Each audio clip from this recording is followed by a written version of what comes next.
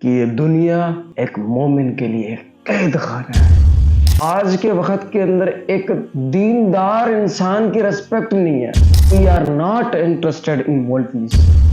اللہ کے نبی نے فرمایا کہ یہ دنیا ایک مومن کے لیے قید خانہ ہے، اور ایک کافر کے لیے یہ دنیا جنت ہے، عیشوں کی جگہ ہے، سکون کی جگہ ہے۔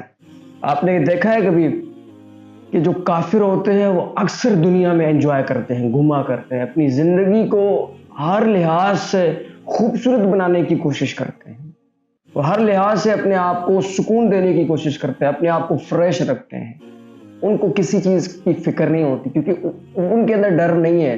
موت کے بعد ان کو پتہ ہے کہ زندگی ختم ہو جانی، ان کا کانسیپٹ یہ ہے۔ اور ہم مسلمانوں کا کانسیپٹ کیا ہے الحمدللہ، کہ مرنے کے بعد جو زندگی ہے وہ مرنے کے بعد ہے۔ تو دنیا کے اندر ڈر کر رہنا ایک